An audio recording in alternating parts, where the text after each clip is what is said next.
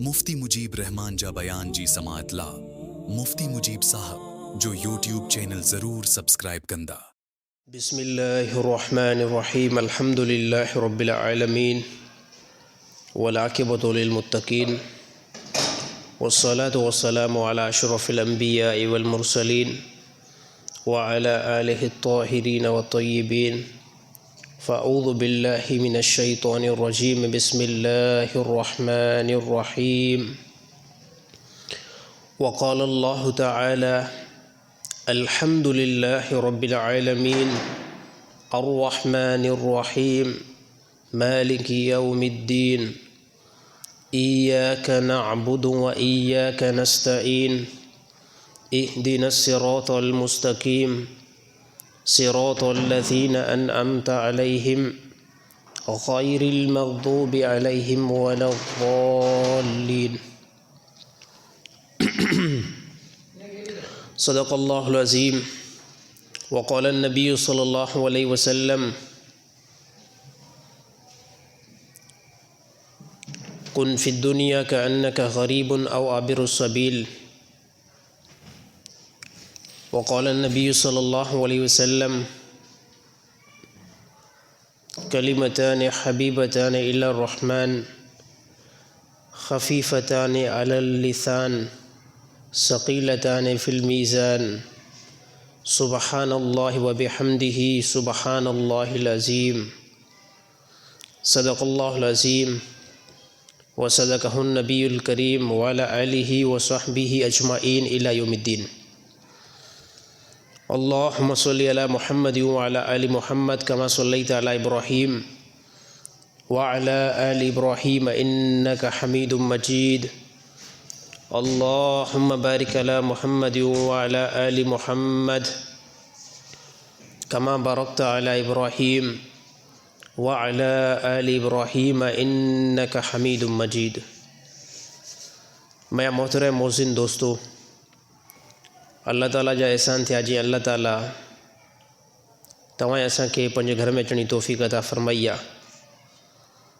ऐं उहो अल्लाह पूरी काइनात जे मथां ग़ालिब आहे, पूरी काइनात जे मथां शहनशाह आहे ऐं पूरी काइनात जे मथां कंट्रोल उन अल्लाह जो आहे।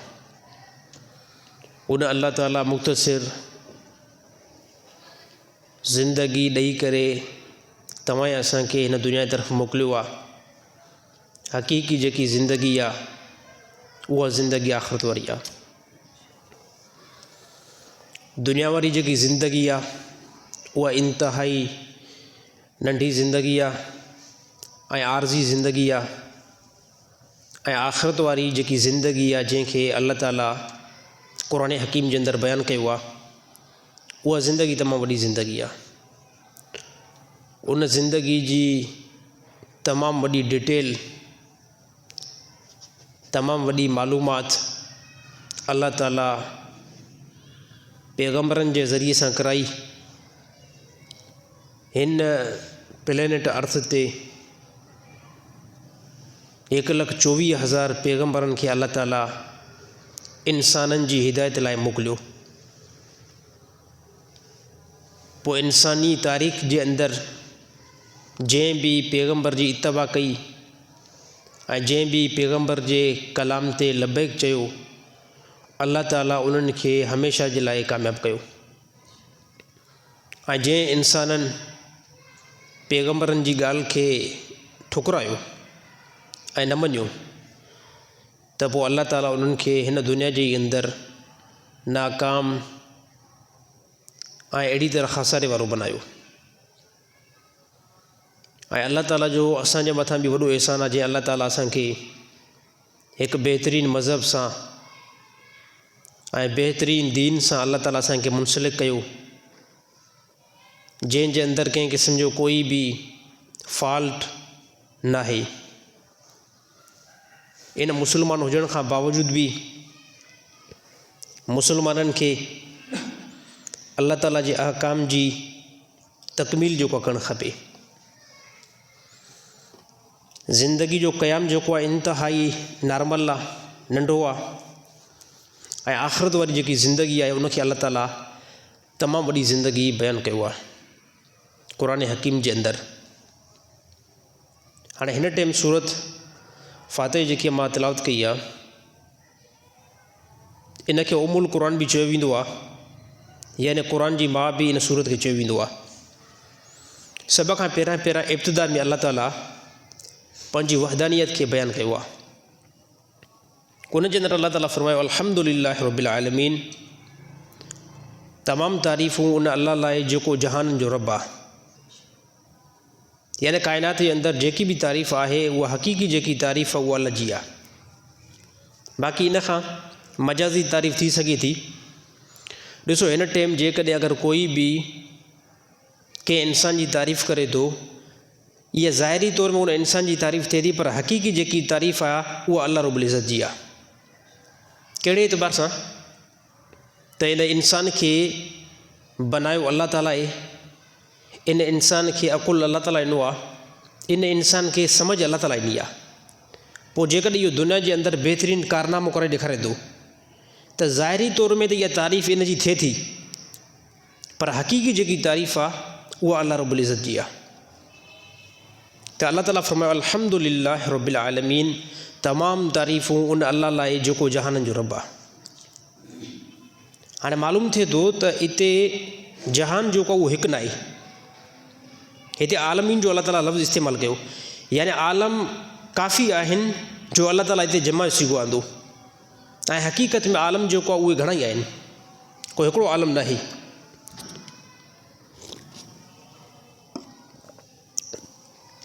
आलम काफ़ी आहिनि, आलम को हिकिड़ो न आहे। सभ खां पहिरियां आलम जेको इंसान जी जिते तख़लीक़ थी आहे उहो आलम अरवाह आहे, जिते अल्लाह ताला तमामु इंसाननि जे रूहनि खे उते जमा कयो। पोइ उते अव्वलीन आख़िरीन दुनिया जो ईसाई, यहूदी, हिंदू, यानी दुनिया जो जंहिं बि मज़हब सां तालुक़ु रखंदड़ इंसान आहे उहे सभु उते आलम अरवाह में मौजूदु हुया। उन तमामु जेको रूहनि खे अल्लाह ताला जमा कयो ऐं जमा करे पोइ अल्लाह ताला सभिनी खां उते वाइदो हिकिड़ो वरितो। वाइदो अल्लाह ताला कहिड़ो वरितो? अल्लाह ताला वाइदो इहो वरितो त इंसाननि जा रूह, तव्हां ॿुधायो छा मां तव्हांजो रब आहियां या न? अलस्तु बि रब्बिकुम। हे अल्लाह ताला तमामु रूह हुया, तमामु इंसान जा। अल्लाह ताला उते इंसान खां पुछा कई त मां तव्हांजो रब आहियां या न? हाणे सभ खां पहिरियां जेको असांजो आलम आहे, जिते असांजी तख़लीक़ जी इब्तिदा थी आहे, उहो आलम अरवाह आहे। उते अल्लाह ताला इक़रार असां खां वरितो, अलस्तु बि रब्बिकुम, छा मां तव्हांजो रब आहियां? त तमामु रूहनि फौरी तौर हिकु ई जवाबु ॾिनो, कालू बला, बेशक तूं ई असांजो रब आहे। हिते हाणे असां मुस्लमान बि मौजूदु हुयासीं, गैर मुस्लिम बि, तमामु दुनिया जा मज़हब सभु इंसान मौजूदु हुया, जंहिंखे अल्लाह ताला दुनिया जे अंदरि तख़लीक़ ॾेई करे मोकिलियो आहे। इहे सभु उते मौजूदु हुया।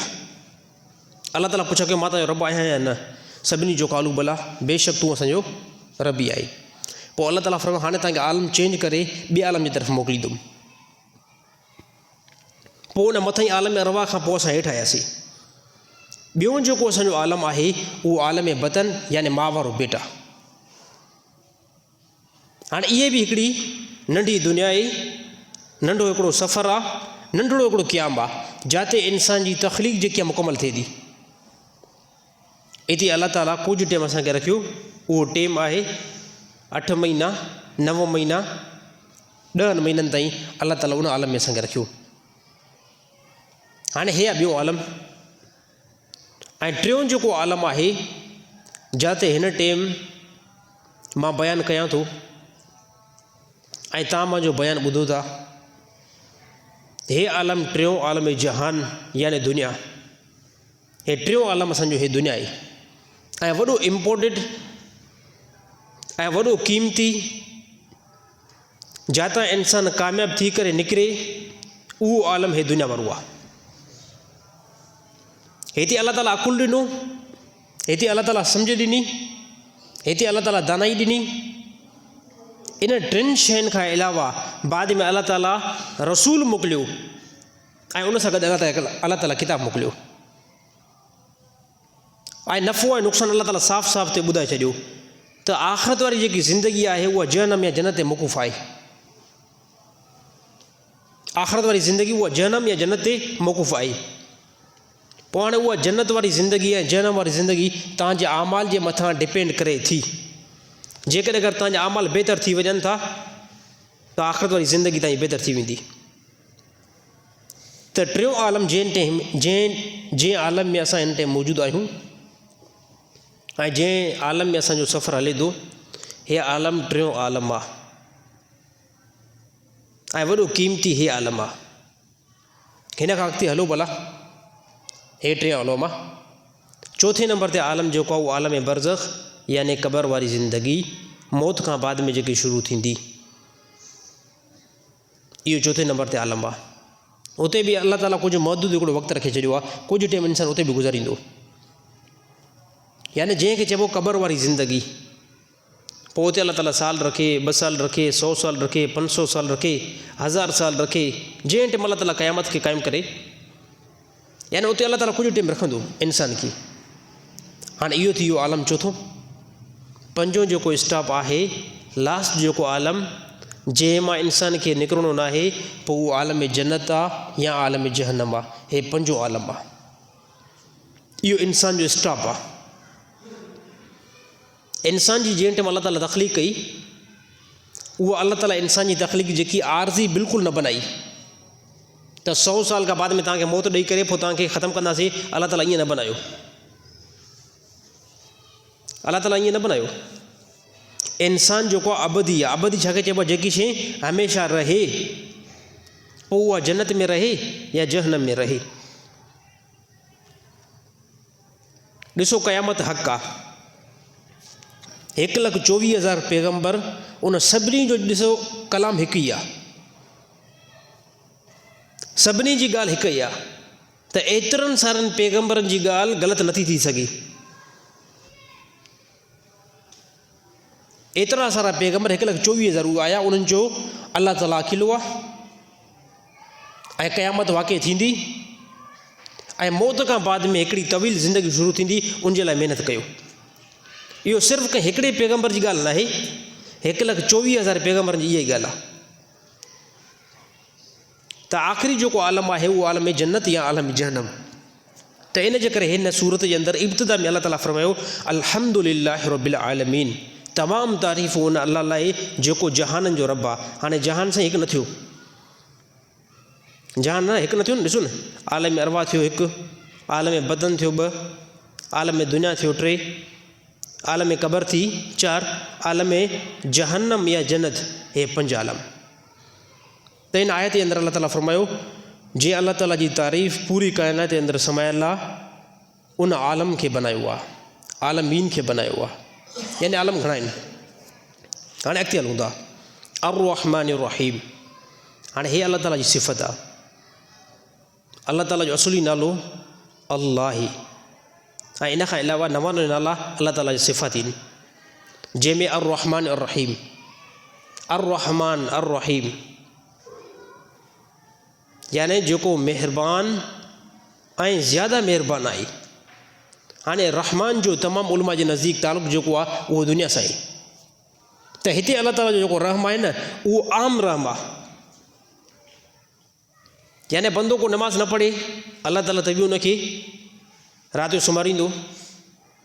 को बंदो नमाज़ न पढ़े त बि अलाह ताला उनखे औलाद ॾींदो। को बंदो काफ़र आहे त बि अलाह ताला उनखे औलाद ॾींदो। को बंदो काफ़र आहे त बि अलाह ताला उनखे रिज़िक ॾींदो। को बंदो मुशरिक आहे त बि अलाह ताला उनखे रिज़िक ॾींदो। हिते अलाह ताला जो रहम जेको आहे उहो आम लॻो पियो आहे। त रहमान जो जेको तालुक़ु आहे उहो दुनिया सां आहे। ऐं ॿिए नंबर ते अलाह ताला फरमायो रहीम, इन जो तालुक़ु सिर्फ़ु क़यामत सां आहे। ऐं उन टाइम रहम जेको थींदो सिर्फ़ु अहले ईमान ऐं मुस्लमाननि सां थींदो। काफ़रनि सां कंहिं क़िस्म जी कोई बि क़यामत ॾींहुं हमदर्दी न थींदी। उन्हनि खे पंहिंजे आमाल जे एतबार सां जज़ा ऐं सज़ा ॾिनी वेंदी। मालिक यौमिद्दीन, अलाह ताला ॿुधायो त उन ज़बरदस्त ॾींहुं क़यामत जो मालिक मां अलाह ताला आहियां। इय्याका नअबुदु व इय्याका नस्तईन, ए मुंहिंजा रब, असां तुंहिंजी इबादत कयूं था ऐं तोखां ई मदद घुरूं था। हे अलाह ताला कुझु कलमा सेखारिया।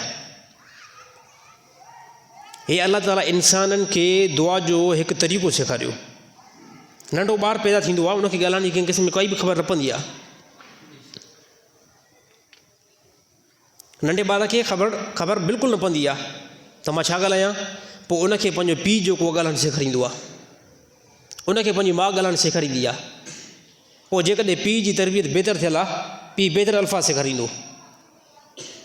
माउ जी जेकॾहिं बहितर तरबियत थियल आहे, उहा माउ उनखे बहितर सम्झाईंदी। त हिते अल्लाह ताला इंसान खे दुआ जो कुझु तरीक़ो ॿुधायो आहे त ए इंसान तूं दुआ हीअं घुरंदो कर त इय्याका नअबुदु व इय्याका नस्तईन, ए मुंहिंजा रब, मां तुंहिंजी इबादत कयां थो ऐं तोखां ई मदद घुरंदुमि। हाणे अल्लाह जी इबादत आहे, अल्लाह ताला जी इबादत आहे, त मदद बि अल्लाह खां कई वेंदी, मदद बि अल्लाह खां कई वेंदी। काफ़ी माण्हुनि जी ॻाल्हियुनि खे ॿुधी करे हैरानगी लॻंदी आहे। ॾिसो, हो चवंदा आहिनि त अल्लाह जेको आहे वसीले सां ॿुधंदो आहे, अल्लाह ताला वसीले सां ॿुधंदो आहे। अल्लाह खां अलावा जेकी अल्लाह जी मख़लूक आहे, जंहिंमें सहाबी थी विया, जंहिंमें वली थी विया, जंहिंमें बुज़ुर्ग थी विया, चवंदा इहे डायरेक्ट ॿुधनि था। असां इन्हनि खे सॾूं था त असांजी मदद थी वञे।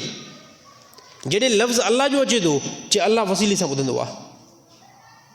हे वॾी हैरानी वारी ॻाल्हि आहे।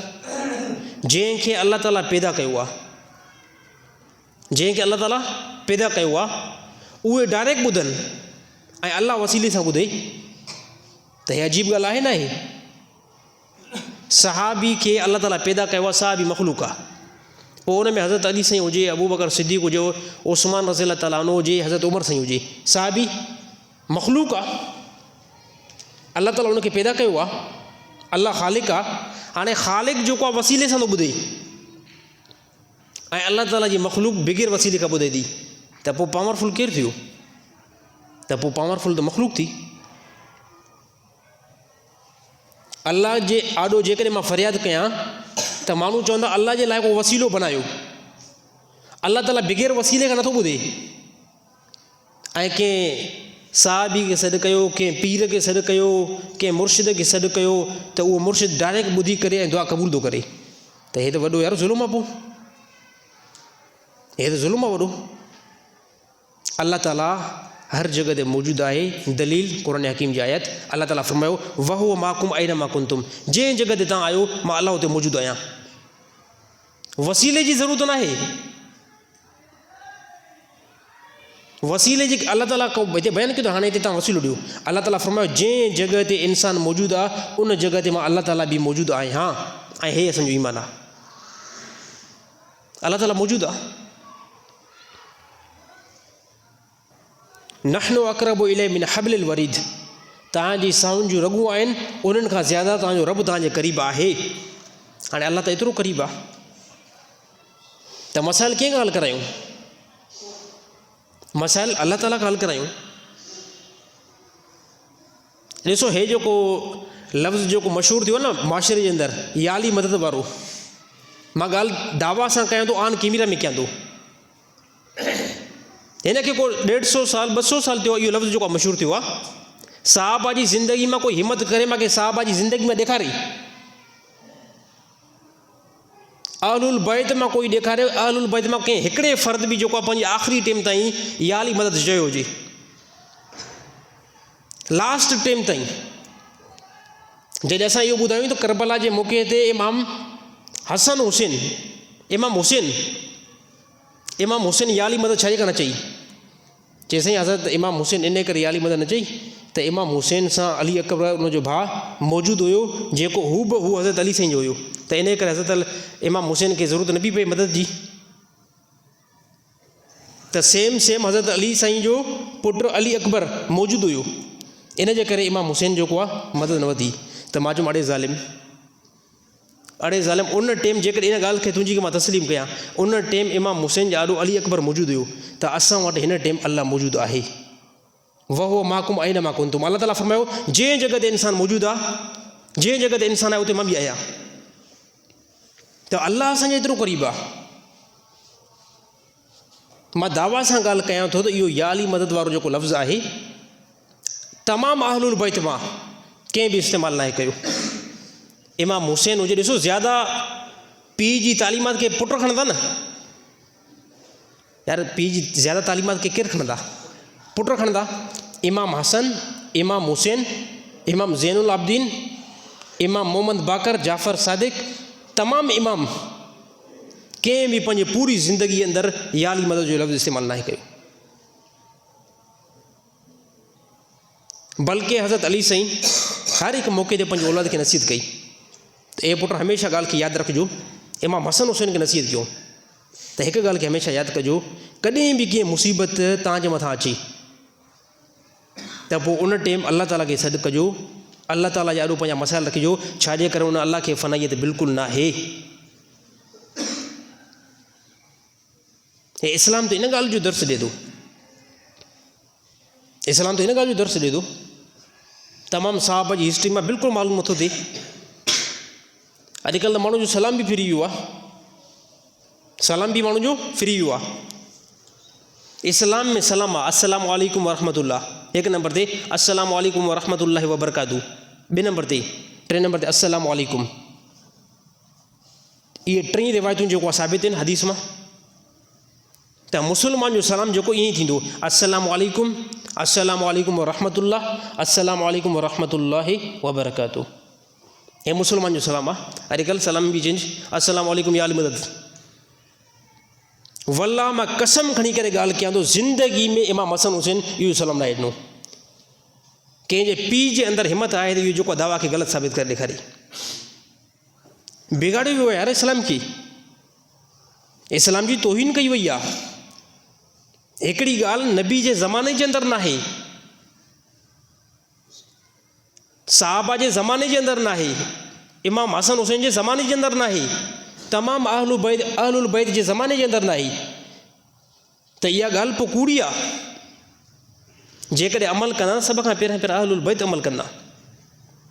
हिकु 100 साल 150 साल खां इहो जेको सलाम जोड़ियो वियो आहे, अस्सलामु अलैकुम या अली मदद। वल्लाह कसम खणी करे ॻाल्हि कंदो, ज़िंदगी में हज़रत अली साईं इन शइ जो दर्श न ॾिनो।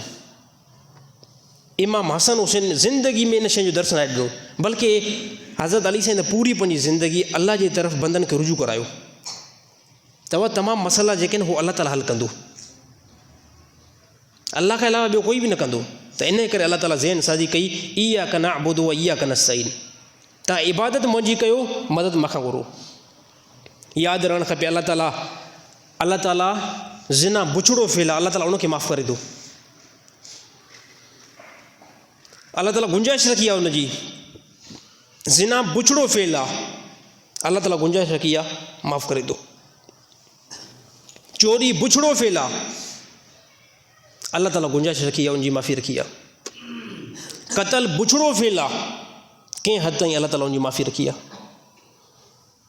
व्याज बुछड़ो फेल आहे, कंहिं हद ताईं अल्लाह ताला उनजी गुंजाइश रखी आहे। यादि रहणु खपे अल्लाह ताला शिरक जी जेको माफ़ी बिल्कुलु नाहे रखी।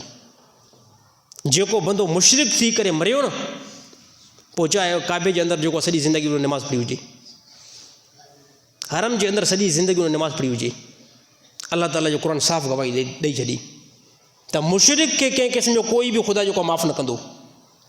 बाक़ी इन खां अलावा जेके ॿिया गुनाह आहिनि अल्लाह ताला गुंजाइश ॾेई करे अल्लाह ताला माफ़ु करे छॾींदो। त मैं बार दोस्तों वॾे में वॾो जेको फॉल्ट आहे उहो हिकु शिरक जो आहे। भले तव्हां नमाज़ूं पढ़ो,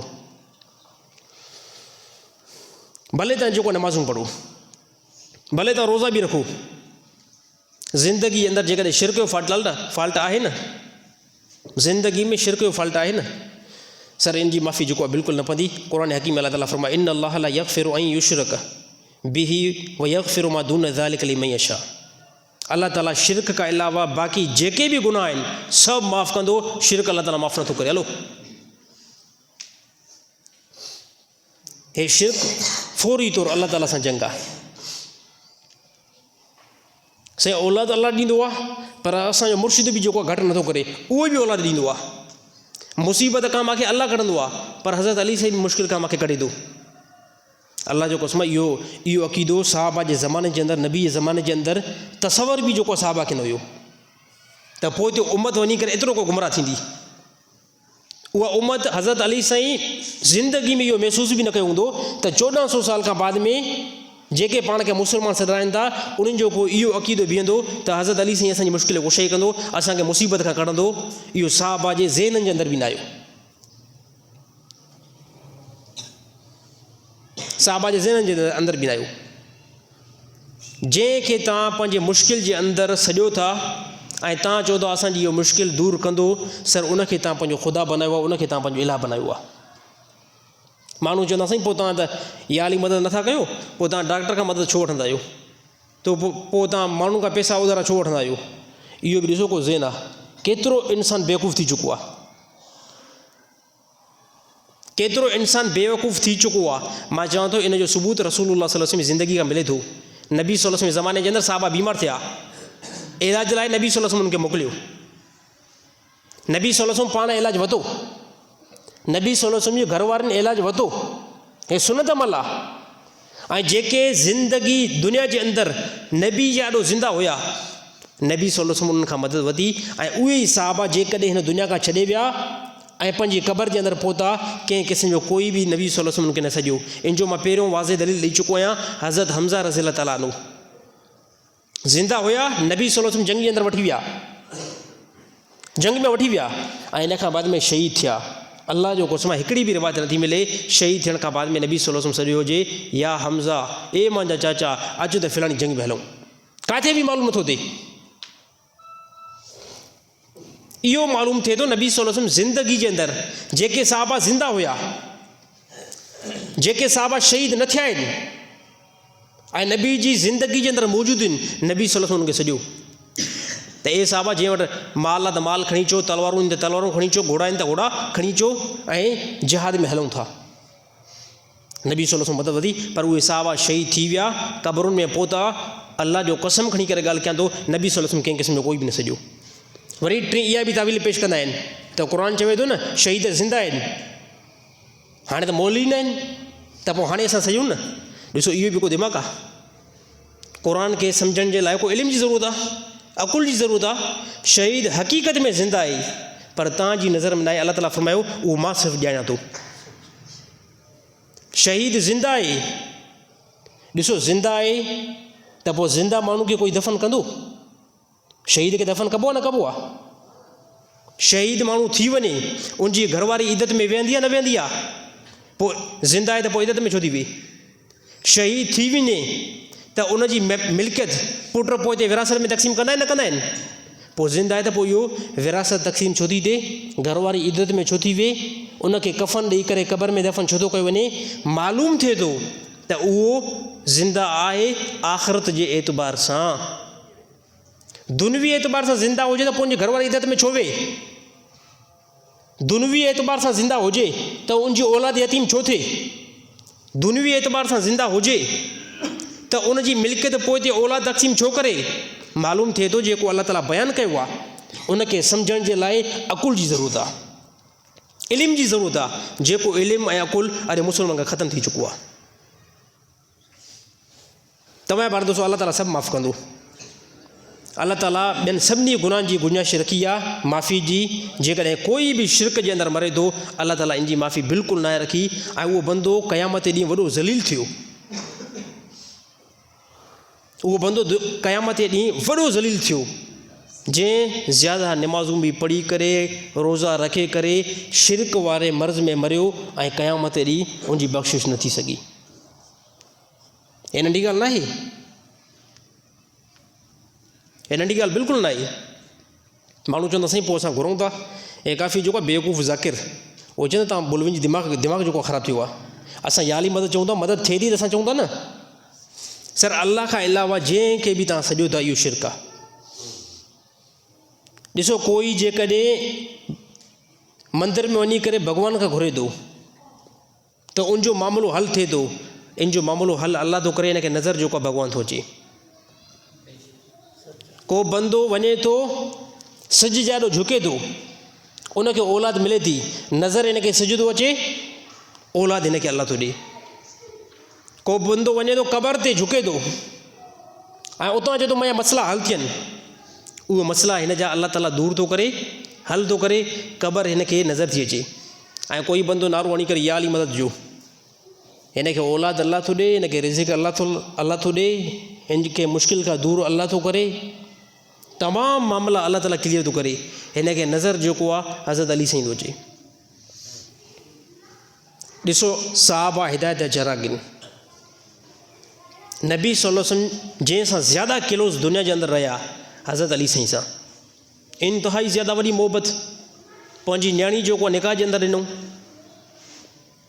अल्लाह जो कसम ज़िंदगी जे अंदरि इहो मालूम नथो थिए त हज़रत अली साईं जे ज़माने जे अंदरि या ज़माने खां बाद में कंहिं बि मुस्लमान या अली मदद जो नारो लॻायो हुजे, या अली मुश्किल कुशा लफ़्ज़ इस्तेमालु कयो हुजे। हे त 100-150 साल खां बाद में हे जेको नालो ऐं नारो जेको मशहूरु थियो आहे। बहरहाल यार ॾिसो न, नबी जी जेकी ज़ात आहे उहा त तमामु सहाबा खां मथे आहे। हे असांजो ईमान आहे। नबी सल्लल्लाहु अलैहि वसल्लम जेकी शख़्सियत आहे न, सभु सहाबा मिलनि पर नबी जे कंहिं बि जेको मर्तबे ते नथा अची सघनि, तमामु सहाबा मिलनि। ऐं नबी सल्लल्लाहु अलैहि वसल्लम दुनिया खां विया, हिन दुनिया खां विया, सहाबा जी पूरी ज़िंदगी नोट थियल आहे। नबी सल्लल्लाहु अलैहि वसल्लम दुनिया खां विया, सहाबा एतिरो त मज़बूत हुया पंहिंजी तौहीद ते, हिकिड़ो मरतबो बि सहाबा लड़ी करे नबी सल्लल्लाहु अलैहि वसल्लम जी क़बर मुबारक ते न आया, या रसूलुल्लाह औलाद असांखे खपे, महिरबानी करे असांखे औलाद ॾे। यार मामिलो ख़तमु आहे हिते, अल्लाह जो कसम आहे, हिते मामिलो क्लियर आहे। क़बर मुबारक ते त न आया औलाद वठण लाइ, हेल्प वठण लाइ, पर कंहिं ॿिए के मैदान ते बीह करे उते बि न सॼूं। सहाबा खे जॾहिं बि मुश्किल पहुती फौरी तौरु कंहिंखे अल्लाह खे सॼूं। यार असांजा तमामु मसइला केरु थो हल करे? सहाबा फरमायो अल्लाह थो हल करे। हिते हिकिड़ो मुस्लमान जे लाइ सबक़ु आहे। जंहिं सहाबा जे नक्शे क़दम ते हिन टाइम असां हलूं था न, इन्हनि साहिबनि रसूलुल्लाह सल्लल्लाहु अलैहि वसल्लम खे रोज़े मुबारक जे अंदरि रखे करे पंहिंजी पूरी ज़िंदगी अंदरि रसूलुल्लाह सल्लल्लाहु अलैहि वसल्लम खां औलादी तलब न कई।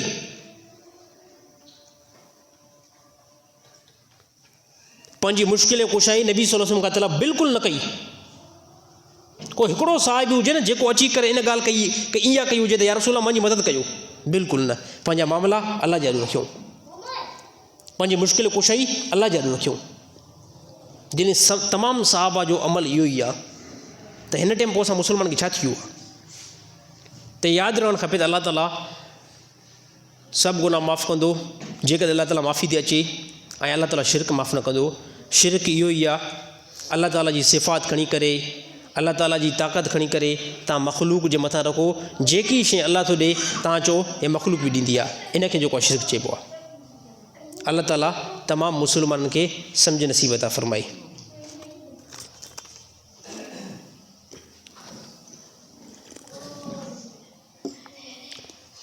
सहाबा जी ज़िंदगी जेकी आहे असांजे लाइ इंतिहाई बहितरु नमूनो आहे।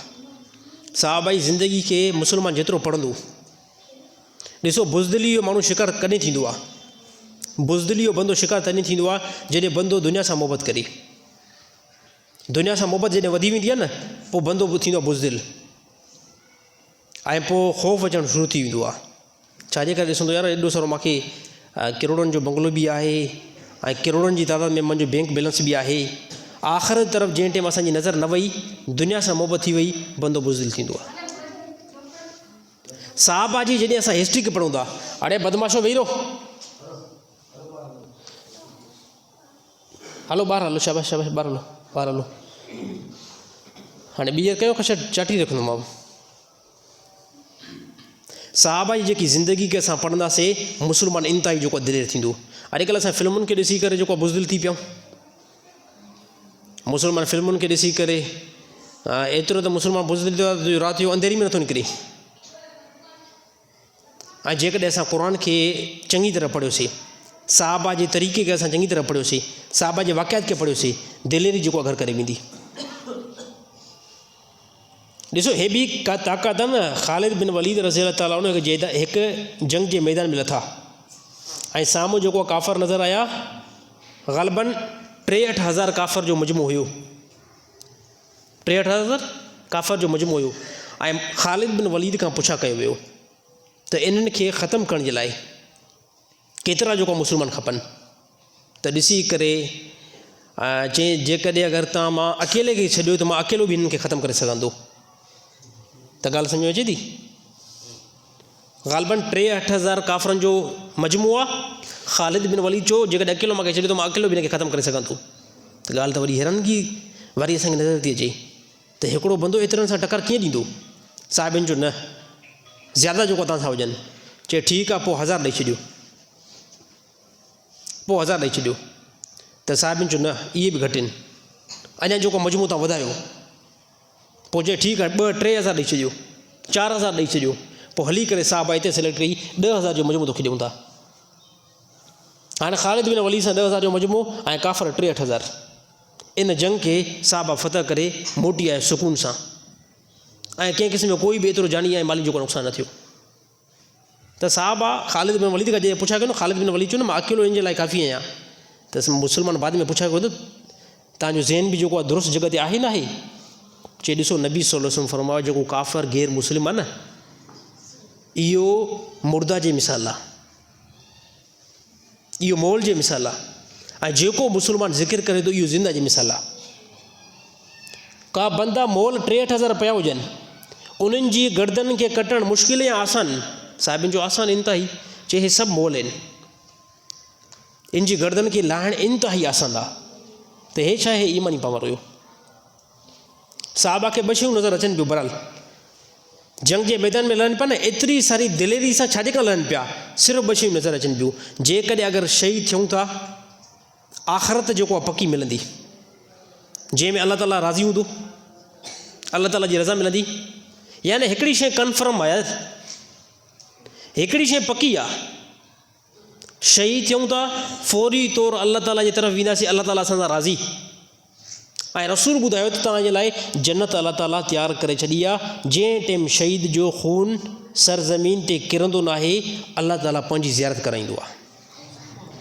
त पोइ साहिबा जो त हिते दुनिया जे अंदरि ज़ियारत कयूं था। हालांकि वॾे में वॾी साहिबा जा ॾाढो जेकी अज़ीम जेकी ज़ियारत हुई न, उहा नबी सल्लल्लाहु अलैहि वसल्लम जी हुई। नबी सल्लल्लाहु अलैहि वसल्लम जी साहिबनि ॾिठो त नबी सल्लल्लाहु अलैहि वसल्लम खां, नबी सल्लल्लाहु अलैहि वसल्लम खां कई गुना बुलंद असांजो रब आहे। नबी खां मथे ज़ियारत थींदी, उहा कंहिंजी थींदी? अल्लाह जी थींदी। पोइ मैदान जिहाद में लड़नि पिया अचनि, भले असां शहीद थियूं, जेकॾहिं अगरि शहीद न थियासीं, मोटी ईंदासीं, इस्लाम खे ताक़त मिलंदी। त 2 शयुनि खे ॾिसी करे साहिबा मैदान जंग जे अंदरि लही पिया पवनि। हे साहिबा जी बहादुरी, साहिबा जी सखावत बि जेको आहे उहा वॾी अज़ीम आहे। बहरहाल इहे उहे शागिर्द आहिनि दुनिया जा, इहे उहे स्टूडेंट आहिनि दुनिया जा जंहिं तारीख़ जेकी आहे रक़म करे छॾी आहे। नबी सल्लल्लाहु अलैहि वसल्लम जे शागिर्द। हिकु मरतबे हिकु साहिल आयो नबी सल्लल्लाहु अलैहि वसल्लम वटि, राति जो महिमान आयो। पोइ नबी सल्लल्लाहु अलैहि वसल्लम जो इहो मामूल हूंदो हुयो त नबी सल्लल्लाहु अलैहि वसल्लम साहिबनि जे तरफ़ उन महिमान खे मोकिलींदा हुआ। ॾिसंदा त हाणे जंहिं वटि गुंजाइश आहे त पोइ उनजी तरफ़ मोकिलींदा हुआ। पोइ हिकु मरतबे हिकु महिमान आयो, अल्लाह जे नबी फरमायो, राति थी वई ईशा नमाज़ खां बाद में, अल्लाह जे नबी फरमायो अबू तलहा जेको हिन महिमान खे वठी वञ ऐं राति जो हिन जी मेज़बानी कजांइ। त हुन चयो साईं लबैक, मूंखे अखियुनि ते इहो महिमान सिधो जेको घर वठी विया ऐं घर वारे खे चयो फौरी तौरु मानी कढ। हाणे अबू तलहा रज़ियल्लाहु ताला अन्हु खे इहो इल्मु न हो त घर में को मानी एतिरी न आई। कॾहिं कॾहिं असांजे घर में बि थी पवंदी आहे, महिमान अचानक अची वियो त पोइ घरवारा इहा ई लास्ट में ॻाल्हि कंदी आहे न त सिर्फ़ु ॿारनि जी मानी पई आहे या तुंहिंजी मानी पई आहे। ॾिसो साहिबा केॾी इतबा करण वारा हुया। पोइ घरवारी ॾे तरफ़ जीअं जो हुयो न, घरवारी चयो त सिर्फ़ु तुंहिंजी मानी पई आहे, तोखां अलावा ॿियो कंहिंजी बि मानी न आहे, सिर्फ़ु तो हिकिड़े जी मानी आहे। चए कोई मसइलो न आहे, इहा मानी खणी अचु। मानी खणी आयो, अबू तलहा रज़ियल्लाहु ताला अन्हु मानी महिमान चालू रखी ऐं घरवारी खे चई जॾहिं मानी खाइण सां शुरू कयो न, पोइ जेकी इहा लाइट ॿरे थी न, मोमबती आहे या जेकी जंहिं सां रोशनी थिए थी, इनखे विसाए छॾिजांइ के बहाने सां। त घरवारी ईअं की मानी जॾहिं आॾो रखी, महिमान जॾहिं मानी शुरू कई, घरवारी जेको आहे न रोशनी खे विसाए छॾियो। त अबू तलहा सिर्फ़ु जेको आहे हथु लुॾाए पियो ऐं वात जे इशारे सां मानी खाए पियो, पर हक़ीक़त में अबू तलहा हिकिड़ो गिरह बि न खयो हुयो। महिमान ॾाढो ख़ुशि थी वियो, राति मानी खाधई, सुम्ही पियो। सुबुह सां नबी सल्लल्लाहु अलैहि वसल्लम फरमायो, ए अबू तलहा कहिड़ो कमु कयो अथई जो अल्लाह ताला क़ुर नाज़िल कयो आहे? कहिड़ो कमु कयो अथई? त अबू तला इहो ई फरमाया, रसूल राति वियुमि घर जीअं जो, त ॾिठुमि त घर में मानी हुई न, सिर्फ़ु मंझि पई हुई। उहा सॼी मानी मां जेको महिमान जे हवाले कयमि ऐं पाण सिर्फ़ु मानी खाइण जो हिकिड़ो नमूनो इख़्तियार कयुमि। त अलाह ताला क़ुरान हकीम में हीअ आयत नाज़िल अता फरमाई। अच्छा वक़्तु पोइ थी वई आहे, बाद में मां लास्ट में तव्हांखे ॿुधायां थो। अलाह ताला क़ुरान जेको नाज़िल अता फरमायो, हे साहबा जो ईमान हुयो, हे साहबा जो नबी जे मथां यकीन हुयो। इहो यकीन जेकॾहिं अगरि असांजो थी वञे, इहो यकीन जेकॾहिं असांजो थी वञे, अलाह ताला असांजे लाइ बि मामला आसान करे छॾींदो। सॼो मामिलो यकीन जो आहे। दुनिया में सभु मामला यकीन ते हलंदा आहिनि। यकीन जेकॾहिं नाहे त पोइ बंदो कारोबार बि नाहे कंदो। त मां मुस्लमान आहियां, मुंहिंजो इहो यकीन आहे त जनम आहे ऐं जन्नत आहे, त उनखे बणाइण जी मां कोशिशि कयां। मुंहिंजो रब छा ते राज़ी थींदो आहे ऐं मुंहिंजो रब छा ते नाराज़ थींदो आहे, इहे शयूं जेकॾहिं असां इख़्तियार कंदासीं, अलाह ताला असां खां राज़ी थींदो। अलाह ताला तमामु मुस्लमाननि खे सम्झ नसीब अता फरमाए।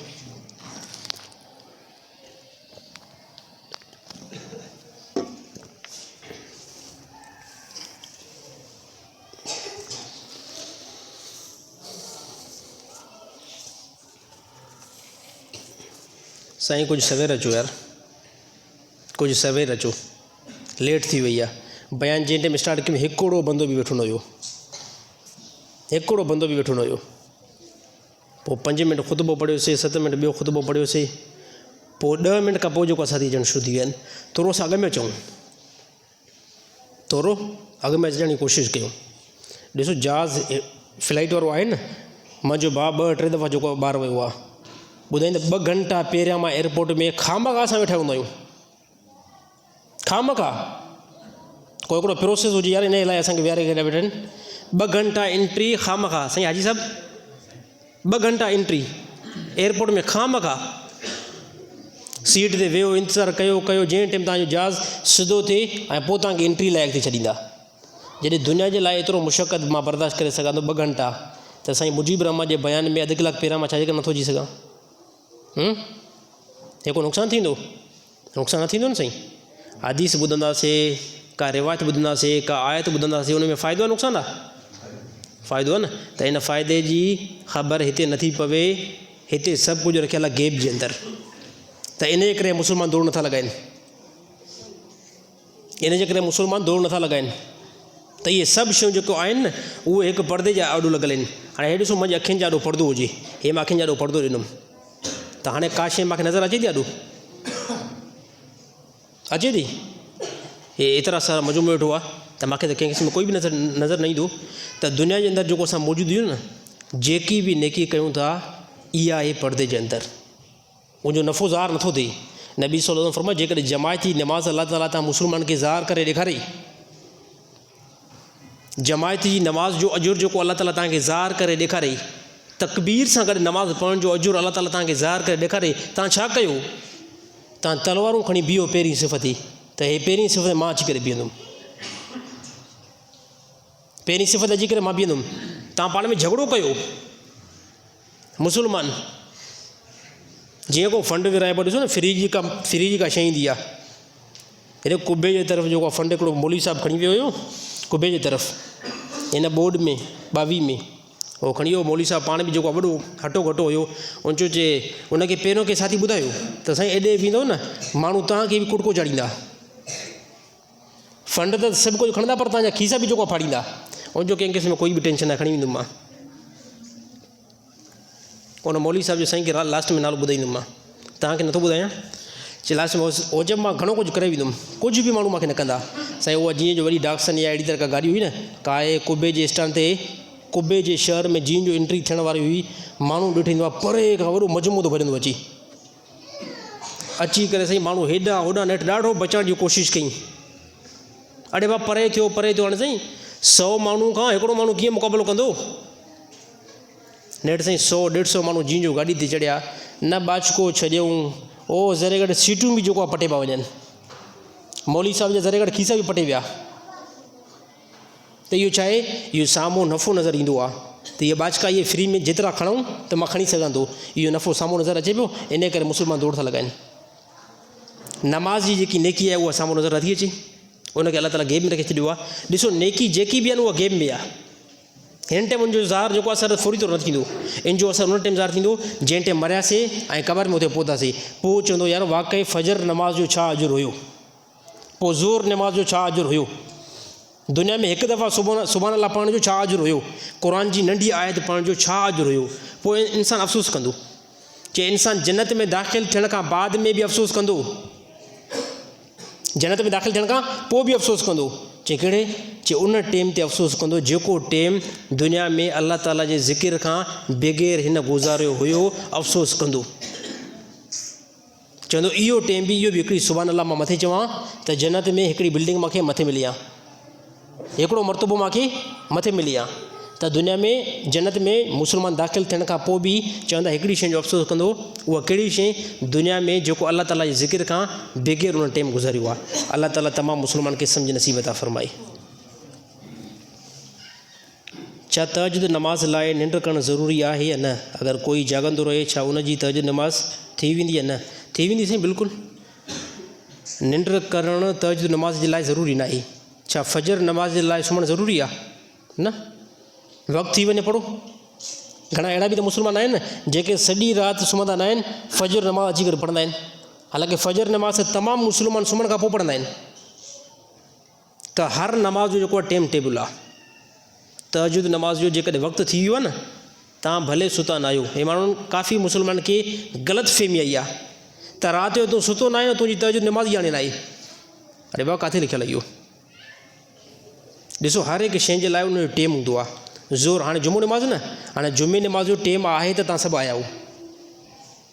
कॾहिं ईअं थियो आहे भला असर टेम सभु अचो साईं जुमो हाणे असांखे पढ़ा?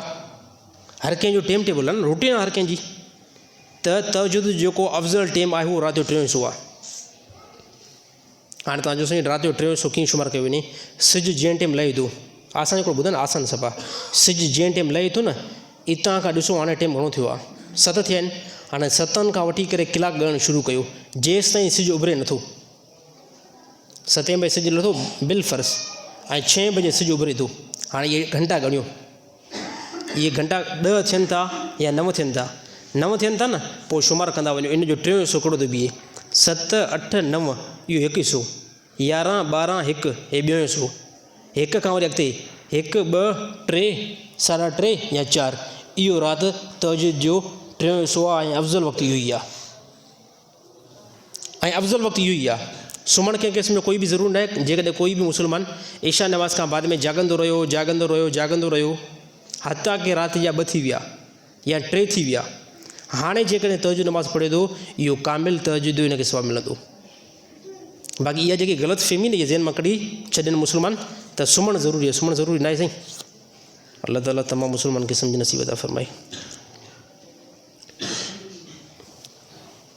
अगरि कपिड़नि खे पलीती लॻल हुजे त 3 दफ़ा धोअण खां पोइ बि उन जा निशान न वञनि, छा उन सूरत में कपिड़ा पाक रहंदा या न? कंहिं क़िस्म जो कोई पलीती लॻल आहे, उनखे 3 मरतबा धोई करे ऐं निपूड़बो कपिड़े खे। हे कपिड़ो आहे मसलन तौरु, कंहिं नौजवान खे तड़ पियो आहे, इंज़ाल वारो तड़ पियो आहे, त हे कपिड़ो आहे। हाणे हिन कपिड़े खे धोइणो पवंदो। घणा मरतबा? 3 मरतबा पाणी विझी करे हिन कपिड़े खे, पोइ हिन खे थोरो मटे करे हे 1 दफ़ो निपूड़णु, हे 1 आहे, हे 1 दफ़ो धोअणु, वरी हिन खे खोले छॾियोसि, वरी पाणी हिन में मथां टांकी हलायोसि, वरी हिन खे थोरो मटे करे वरी हाणे हिन खे ॿियो दफ़ो निपूड़ियोसि, हे 2, वरी 3 मरतबो वरी पाणी हिन ते वायोसि, वरी हिन खे थोरो मटे करे वरी हिन खे निपूड़ी छॾियोसि। हाणे 3 मरतबनि धोअण खां बाद में बि जेकॾहिं हिन कपिड़े जे मथां पलीती जा असरात वरी बि बीठा आहिनि, असरु बीठो आहे, निशान बीठा आहिनि, त हे कपिड़ो पाक नमाज़ पढ़ी सघो था। कंहिं क़िस्म जो कोई बि मसइलो न आहे। शर्त आहे 3 मरतबा धोअणु। छाजे करे कंहिं नौजवाननि खे जॾहिं इंज़ाल पवंदो आहे न, शैतानी तड़ पवंदो आहे न, पोइ उन कपिड़े खे 6 दफ़ा धोअण खां बाद में बि निशान न आहिनि वेंदा, त सिर्फ़ु साईं 3 दफ़ा धोअण सां कपिड़ो पाक थी वेंदो आहे। 3 मरतबा धोई करे ऐं निपूड़ण सां कपिड़ो जेको आहे पाक थी वेंदो आहे। ऐं इन सां गॾो गॾु हिकिड़ो ॿियो बि मसइलो ॿुधाए छॾियां। सियारे जे मौसम मां कॾहिं कॾहिं कंहिं नौजवान जा कपिड़ा धोतल न बि हूंदा आहिनि, राति जो इंज़ाल थी वियो, राति जो इंज़ाल थी वियो, हाणे सुबुह सां ॾिसो त फजर नमाज़ लाइ ॿियो कपिड़ो बि न आहे। हाणे जेको कपिड़ो पलीत थियो आहे न, उन सिर्फ़ु टुकड़े खे 3 मरतबा धोअण सां बाद में इहो ई कपिड़ो तव्हां पाए सघो था, नमाज़ लाइ कोई मसइलो न आहे। घणा साथी चवंदा आहिनि साईं न कपिड़ो जेको आहे त सर जेकी पलीती आहे न, उहो पलीती जो हुकुम सिर्फ़ु पलीती लाइ आहे बसि। कपिड़े जे हिन हिसे खे जेकॾहिं पलीती लॻी आहे न त कपिड़ो हे पासो पलीत आहे, कंहिं चयो हे सॼो कपिड़ो पलीत आहे? पलीत सिर्फ़ु जंहिं टुकड़े खे लॻी आहे न, सिर्फ़ु उनखे 3 मरतबा धोअण सां ऐं निपूड़ण सां उहा पलीती दूरि थी वेंदी ऐं कपिड़ो जेको आहे पाक थी वेंदो। हाणे तव्हां नमाज़ बि पढ़ी सघो था, इन खां अलावा ॿियूं नमाज़ूं बि पढ़ी सघो था, जेसि ताईं तव्हांजो इहो कपिड़ो जेको आहे पाक रही। अलाह ताला तमामु मुस्लमान खे सम्झ नसीब अता फ़रमाए।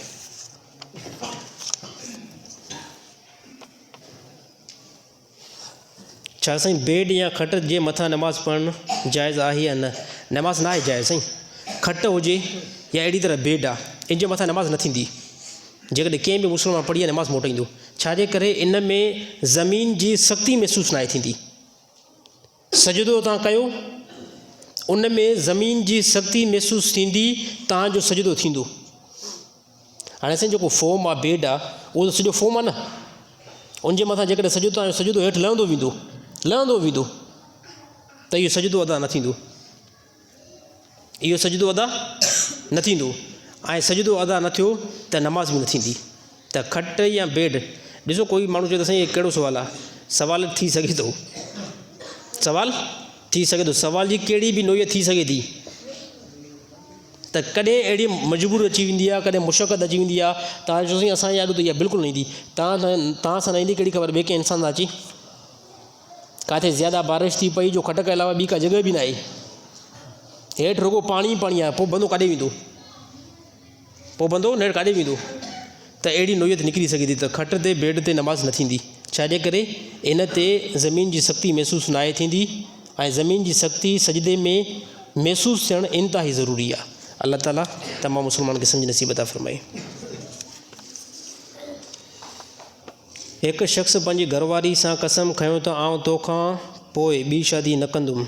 हाणे इहा घरवारी हिनखे छॾे वई आहे, छा इहो ॿी शादी करे सघे थो या न? कसम छो खई पोइ?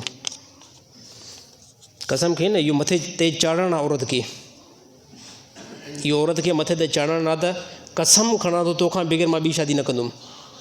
हाणे चए थो उहो घरवारी बि छॾे वई, हाणे काॾे वञा? हाणे छड़ो वेठो हुजे, कीअं फ्री आहीं? चइबो न कंहिं टाइम त जनाज़ो पढ़ाइण साईं असांखे बि ईंदो आहे, मुलनि जी हाणे ज़रूरत न आहे। हा, निकाह पढ़णु असांखे बि अचे थो, मुलनि जी ज़रूरत न आहे। ॾिसो कीअं जेको आहे फ्री आहीं, कीअं मौलवी वटि फ्री आहीं।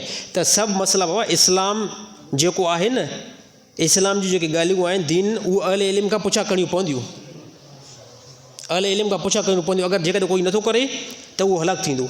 कोई मसइलो न आहे साईं, जेकॾहिं घरवारी सां 10 कसम खया अथई न त बि कोई मसइलो न आहे। कसम कंहिं बंदे कयो, बिलफर्ज़ क़ुर ते खयो, क़ुर ते, क़ुर पियो न, घरवारी कीअं चई बाबा हिन क़ुर ते तोखां अलावा ॿी कंहिं बि औरत सां मां निकाह न कंदुमि, हिन क़ुर ते। त हाणे जेकॾहिं घरवारी छॾे वियसि, जीअं हिन बुज़ुर्ग खे छॾे वई, त हाणे छा करे? हाणे 10 मिसकिननि खे सुबुह शाम मानी खाराए ॿियो निकाह करे सघे थो। हलो बाबा, हे कफ़ारो आहे। हा, मौलवी वटि न अचे त पोइ तूं गुमराह थी आहे। त वाह, जेकॾहिं कोई क़ुर ते कसम कंहिं बि बंदे खयो न त उन कसम खे टोड़ण जो कफ़ारो आहे। कफ़ारो छा आहे? त उन कसम खां हटण जे लाइ 10 मिसकिननि खे सुबुह शाम तूं मानी खाराईंदे, 10 मिसकिननि खे सुबुह शाम मानी खाराए करे, ऐं इनशाला 3 ॾींहं ते तूं शादी करबी। कोई बि मसइलो न आहे। जेकॾहिं कोई चए साईं मूंखे पैसा बि न आहिनि, 10 मिसकिन खे नथो कराए सघां, ॾिसो इस्लाम वरी बि गुंजाइश कढी। मतिलबु अहिड़ा फ़क़ीर हुजनि जंहिंखे 10 मिसकिननि जे मानी खाराइण जी वुसत बि न आहे, इस्लाम अञा आसान हिकिड़ो तरीक़ो बयानु कयो। उहो छा? 3 ॾींहं मुसलसल रोज़ा रखो, कसम जो कफ़ारो थी वियो। 3 ॾींहं मुसलसल रोज़ा रखो, कसम जो कफ़ारो थी वियो। त इस्लाम इंतिहाई आसानी मुसलमाननि जे लाइ बनाई आहे। अल्लाह ताला तमामु साथियुनि खे अमल करण जी तौफ़ीक़ अता फ़रमाए। जेकॾहिं मोबाइल तां क़ुर पाक जी तिलावत कई वञे त छा उनजे लाइ वुज़ू ज़रूरी आहे? बिल्कुलु ज़रूरी आहे। कोई बंदो मोबाइल ते क़ुर हकीम पढ़े थो न, त उते वुज़ू इंतिहाई ज़रूरी आहे। क़ुर हकीम जी आयत, ला युमस्सुहु इल्लल मुतहरुन, क़ुर खे हथु न लायो मगर तव्हां पाक हुजो। ऐं पाकाई बि कहिड़ी? जनाबत खां बि पाक, ऐं अहिड़ी तरह वुज़ू बि थियलु हुजे। वुज़ू कहिड़ो? जेको नमाज़ वारो आहे।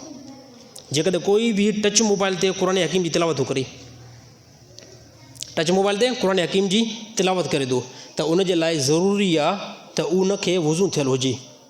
नमाज़ वारो वुज़ू साईं, मां चयो साईं बसि मां पाक कयां, उहो जनाबत वारो मूंखे दड़ न आहे।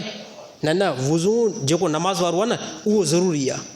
छाजे करे क़ुरान जे कंहिं बि हिकिड़े जुमिले खे मुस्लमान उन टाइम हथु न लाहे जंहिं टाइम उनखे वुज़ू न हुजे। पोइ चाहे उहो किताबु जेको आहे क़ुरान, पोइ चाहे उहो वर्क जे अंदरि हुजे, चाहे नंढे टुकड़े जे अंदरि आयत लिखियलु हुजे, चाहे नंढे बुक जे अंदरि उहा आयत लिखियलु हुजे, चाहे उहा आयत मोबाइल जे अंदरि हुजे, पर उनजे लाइ ज़रूरी आहे बंदो नमाज़ वारो वुज़ू करे बाद में उन क़ुरान खे तिलावत करे। पोइ चाहे किताबी शिकिल में करे, बुक ते क़ुरान लिखियलु आहे उते पढ़े, मोबाइल में लिखियलु आहे उते पढ़े, कोई बि मसइलो न आहे। अल्लाह ताला अमल करण जी तौफ़ीक़ अता फ़रमाए।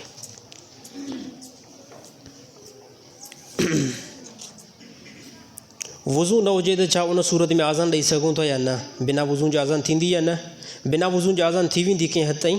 बाक़ी आज़ान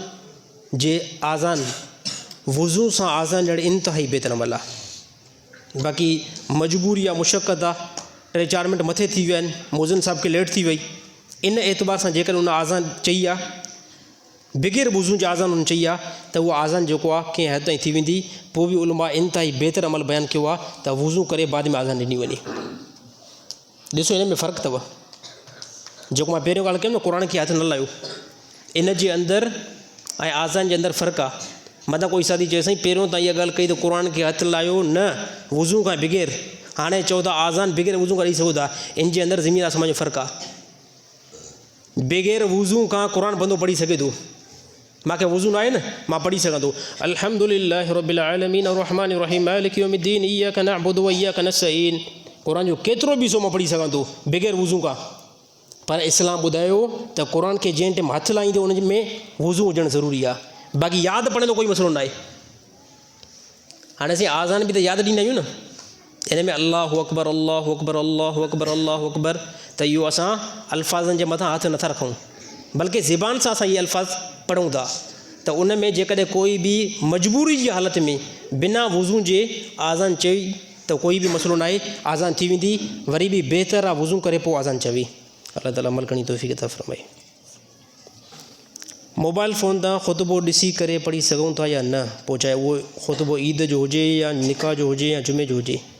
मोबाइल ते कंहिं मुस्लमान खे, कंहिं बि मौलवी साहिब खे या हाफ़िज़ साहिब खे जुमे जो ख़ुतबो नथो अचे त पहिरियों ॾिसो किताबु खणंदा न हथ में, जुमे जो ख़ुतबे जे लाइ किताबु खणंदा, अल्हम्दुलिल्लाह नहमदुहु व नस्तईनुहु व नस्तग़फिरुहु व नुमिनु बिही। पर जेकॾहिं किताबु नथो खणे को मौलवी साहिब मोबाइल खणी करे ख़ुतबो पढ़े थो, उन ते लिखियलु आहे अल्हम्दुलिल्लाह नहमदुहु व नस्तईनुहु व नस्तग़फिरुहु। बिल्कुलु जाइज़ आहे, कंहिं क़िस्म जो कोई बि मसइलो न आहे। निकाह जो ख़ुतबो पढ़ाए थो, मौलवी साहिब मोबाइल तां ॾिसी करे ख़ुतबो पढ़े थो, बिल्कुलु जाइज़ आहे, कोई बि मसइलो न आहे। ईद जो ख़ुतबो पढ़ाए थो, मौलवी साहिब मोबाइल खे ॾिसी करे उन में ख़ुतबो लिखियलु आहे, त कोई बि टेंशन न आहे साईं। मक़सदु आहे ख़ुतबे खे पढ़णु, पोइ चाहे तव्हां किताब तां पढ़ो या चाहे तव्हां मोबाइल तां पढ़ो। अल्लाह ताला तमामु मुस्लमान खे अमल करण जी तौफ़ीक़ अता फ़रमाए।